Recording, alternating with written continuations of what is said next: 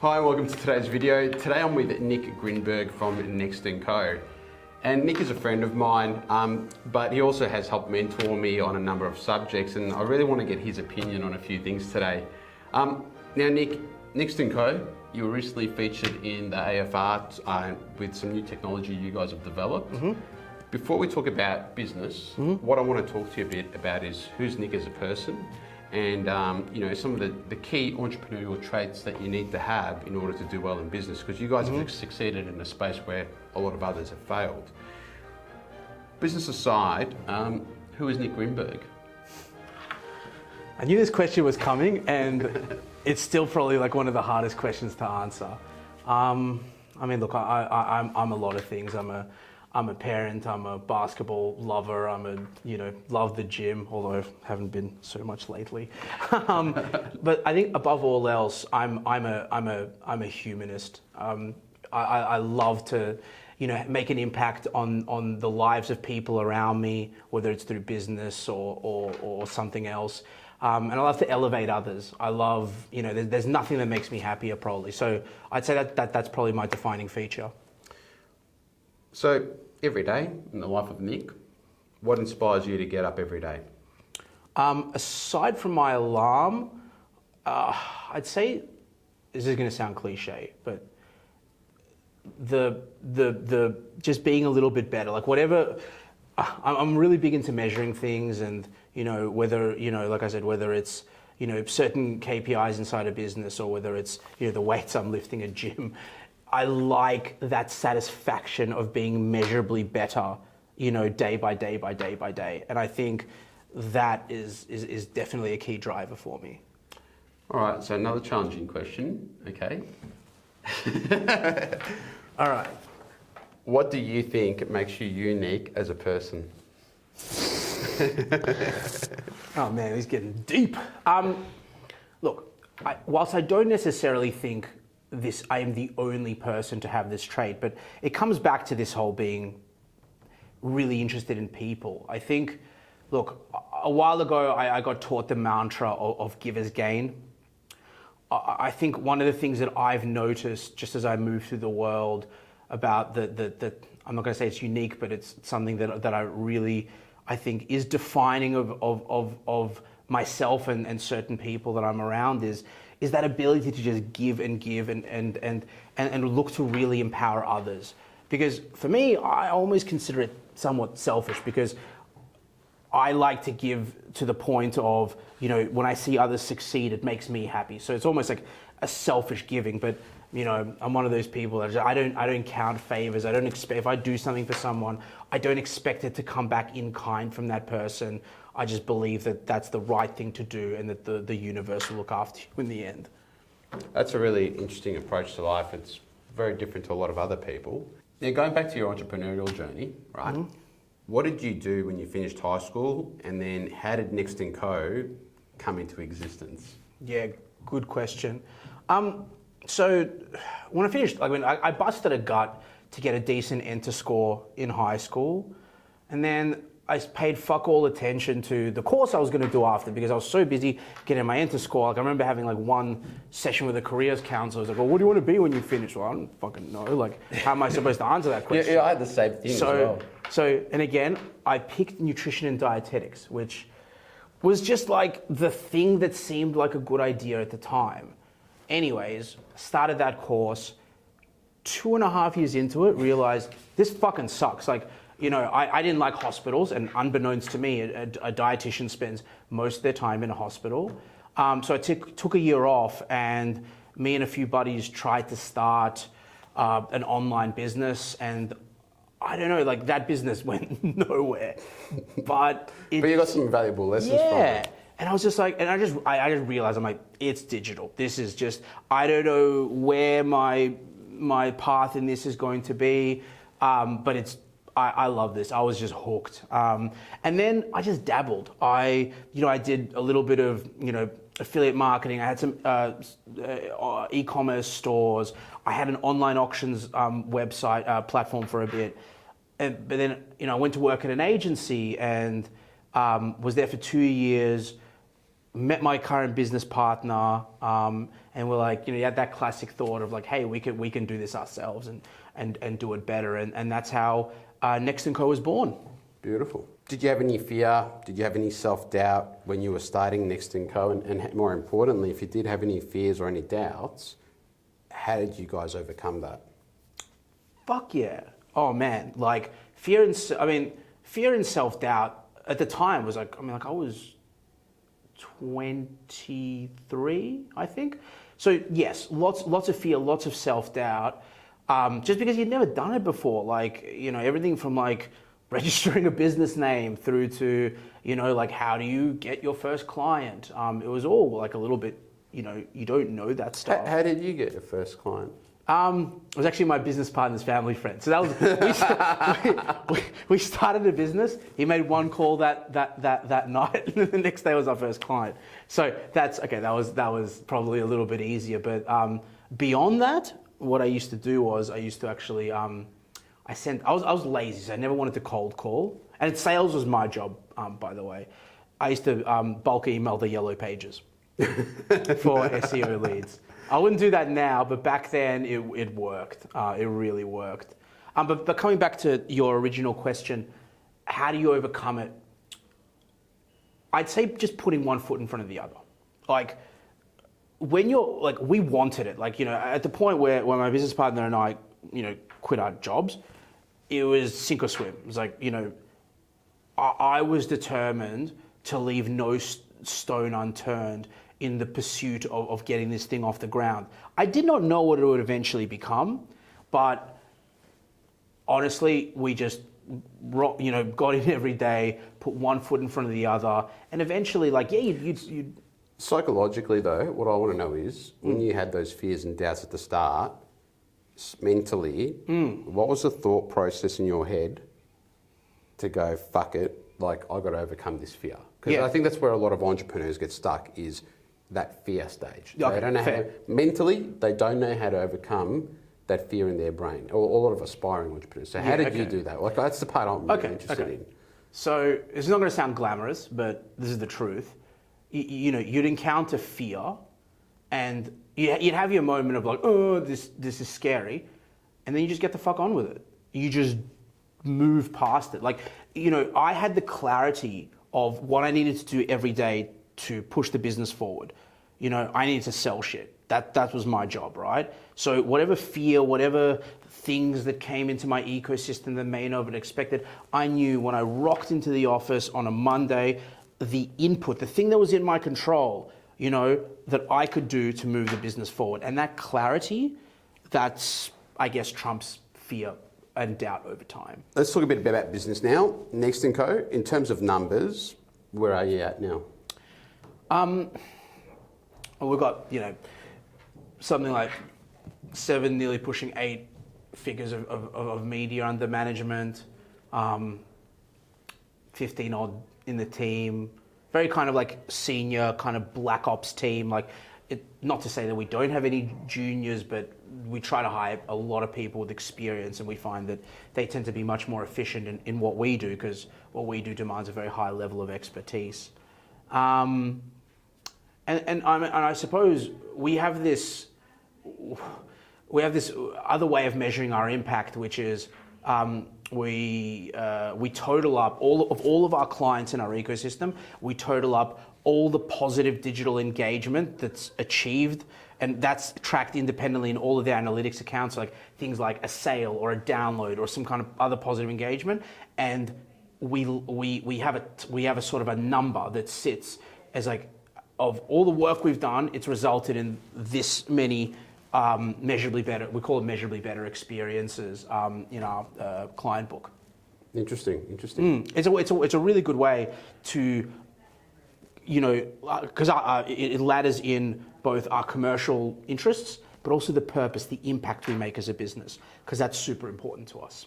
So here's a question, right? And even in my own business, it's just something that I always think about, right? I tend to find that when I'm focusing purely on numbers and dollar revenues, right, the dollar and revenues don't necessarily come in. Yes. Actually, they never fucking do when you focus on the dollars.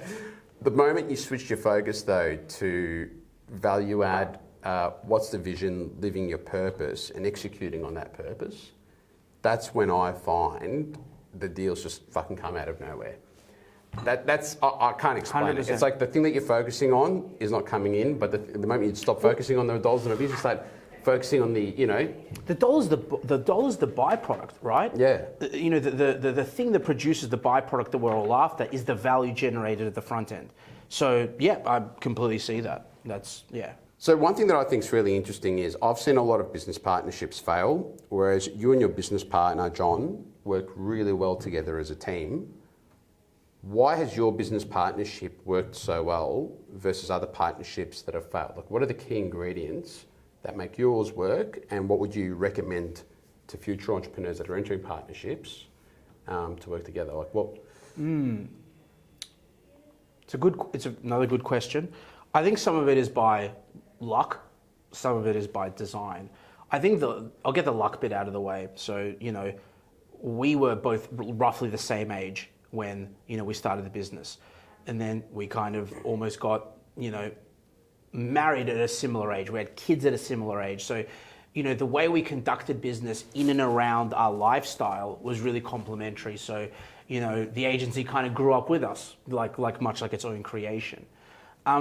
In terms of maybe the by design bit, when we were working together, we saw that we had different, both technical skill sets. I was the communicator, he was the doer.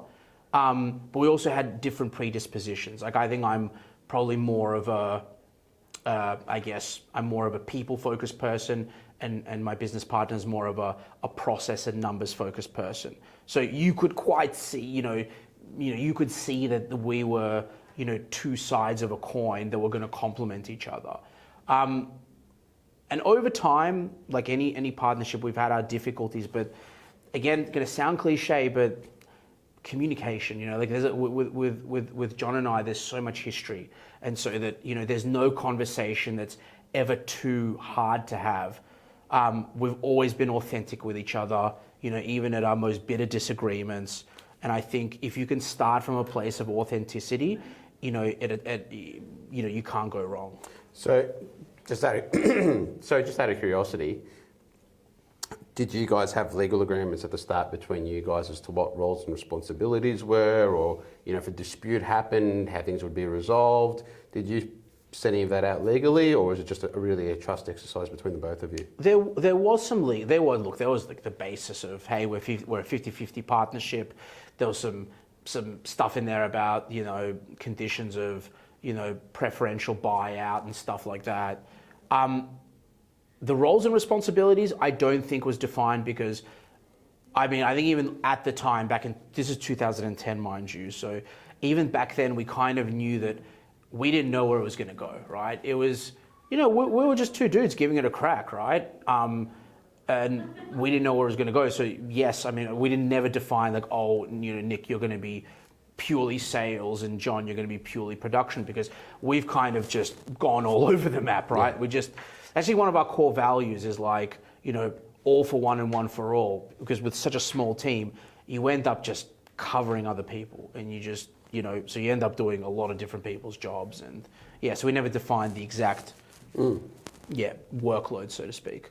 So one thing I want to talk to you about, and this is probably one of the key reasons I wanted to do this interview with you, is I've noticed you're very perceptive as an individual.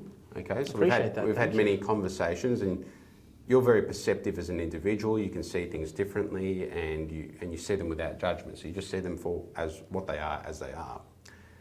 And yet, if you look at what it takes to run a good business, it actually also requires a lot of good judgment skills and decision-making skills that require good judgment, right? So it's not often that you meet someone that have got really, really good perceptive abilities and judgment decisions. This goes back to Myers-Briggs, if you like. How is it that you're good at both, and what's the thought process there between you being perceptive but also having good judgment in business? I don't know. I appreciate that you think I'm good at both. Look, perception is just like, I guess the keys. I'm just interested. I'm interested in people. I'm interested in, how people's motivations and why they do certain things. So I do that almost out of just like a hobby. Yes, and you're 100% correct that sometimes you have to make a call, right? And I and John, and I imagine every business owner fucks up a lot. You still fuck up, in some of those calls you make and the judgments you make. I guess you have to give yourself the freedom of the fuck up. Like, be okay to fuck it up and to fuck it up repeatedly.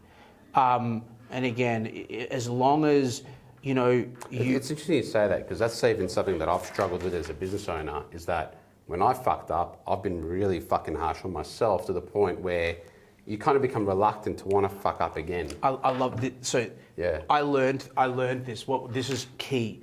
When we fuck something up, and we think, oh, I have failed. I am a failure, or whereas it's not you. It's not like if I do something, I've just done. That's a bad thing that I've done. I'm not that. I am, and my identity is not that thing. So I think we need to separate. If I made a bad call, a bad investment, it was just that call. I will learn from that, but it is by no means. I never attach that to my identity. So I never, you're never allowed to affect your self-worth, is what you're saying. Yeah, I mean, again, I'm not perfect at it, by no means. If I do something and I repeatedly fall down, it takes more and more, kind of wherewithal and grit to keep getting back up.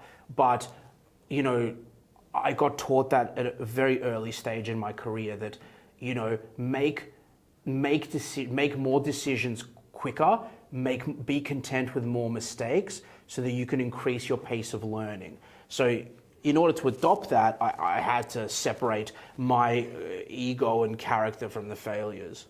Yeah, it's really valuable information about, accelerating your failure to accelerate your learning. I don't think that's something that a lot of entrepreneurs are taught or that, we're raised up with, but, that's some really key information there, and thank you for that. No, it's a very tech thing, right? It's like a fail faster, make better mistakes tomorrow. So here's a question, right? I've dealt with quite a few successful clients and people in tech, right? I've seen a lot of young guys and middle-aged guys get rich quickly, okay? I've seen them get really big egos. I've seen them buy 5 fucking Lamborghinis and all the rest, right? How do you keep your ego in check? Because that's what I've noticed with you guys. You and John, both highly confident, assertive characters, but at the same time, very humble, down to earth, grounded. How have you guys kept your egos in check? Because, I've walked into your office all the time, and I remember when we first met the first few times, it was like open doors, open arms. There was no like arrogance or status thing. It was just very grounded. How have you guys managed to keep your ego at check compared to a lot of other tech entrepreneurs? So another good question. Really made me think. These are unusual questions. I like it. I've got a lot of people that are much more successful than me, even in my family. So I've had the benefit of understanding that wherever you are, there's always another level, another thing to aspire to. And I always got taught that, when you're coming from a place of ego, when you're espousing the benefits of self, you're not learning. So I've always just sort of thought it's much more beneficial if I'm with someone in a room. I mean, aside from today, obviously, I'd much prefer to listen. I really would. I'd much prefer to understand their experience, be educated about their life, than I would to talk about myself. And yeah, in terms of the Lambos, this is actually through COVID, I realized how little I actually need. And I did a lot of personal introspection around what it is that makes me happy. And I'm not a very materialistic person. If I'm in a position in life where I can help others and be some kind of, I suppose, growth factor in their lives, that's what I need, and that's what gives me satisfaction. So, hope that answers that question. No, it does. So, broadly speaking, any regrets so far that you've had? I don't have regrets because I suppose whenever I made a decision and it was the wrong call, I made it at that point with the information the best information that I had. So, however, I do look back and, there are times where probably I knew I had the right answer. I knew that, what I was kind of had in my gut was the right way to approach something. And there are times where potentially I didn't follow that, or I acquiesced to something else, some other influence. And I think, what I was trying to remind myself is, even if you're wrong, be wrong on your own terms and tune your own sense of, I guess, inner wisdom, because that way you can sleep with the decision you made. So I wouldn't call that a regret necessarily, but it's a lesson that I keep relearning to just make sure that you back yourself and you do what you think is right. So, next question I've got is, what keeps you up at night? Is there anything that keeps you up at night besides your newborn? Yeah, I was about to make that joke. Damn, this guy. No, actually, no joke, I sleep really well, to the point where I think my wife resents me for it.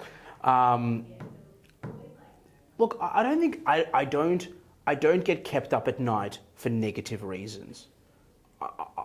If anything, what keeps me up at night is I get fascinated by the way in which, the digital world and my industry is going.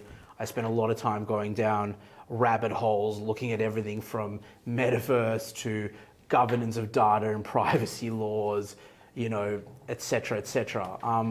So I sometimes get kept up at night by how my thoughts are just at the beginning.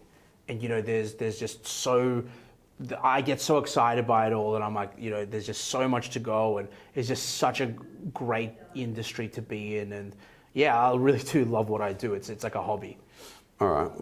I think one of the important things that we've highlighted from the last two questions is that, and this is key, I think, to a lot of successful entrepreneurs, is in terms of regrets, they're not there because you've come to the comfort that you've made the right decision at the time based on what you knew. Mm-hmm.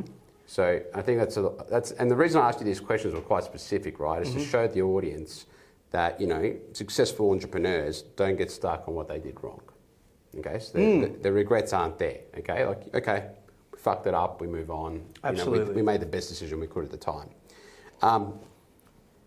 And you borderline forget your fuck ups. Yeah, I have confidently stated, oh, I've never made this mistake, only for whether it's my wife, she's excuse me, insert evidence. I'm and I'm genuinely shocked. Sorry.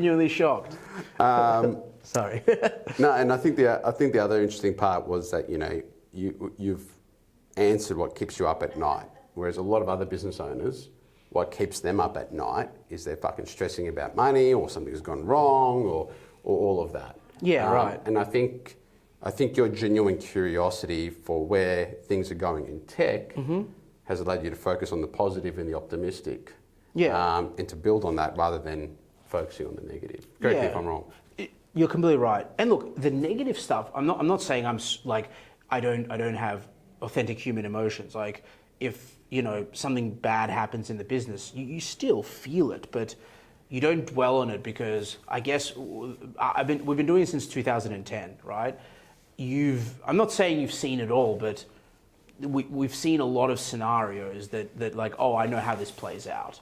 So the experience, because I have in the past, whether it's a key losing a key account, really good staff member leaves. Yeah, that shit used to really bother me. And I'm not saying it still doesn't. It does, but also having had that tenure and knowing how it all plays out, and knowing that a lot of the time these things happen for reasons that you can't see, gives me more, I suppose, peace with it.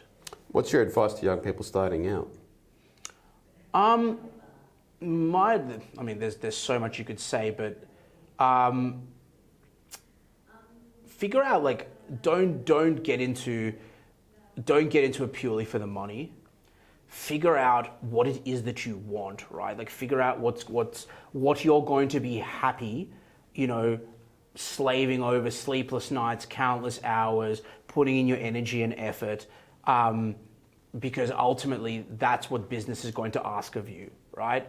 It's the people that just get into it for pure money, when those economics of effort in versus money out don't match up, you leave. That's not the long-term fuel. Long-term fuel is picking what it is that you love. And if you don't know what you love, dabble until you find little clues of what you love and pursue them.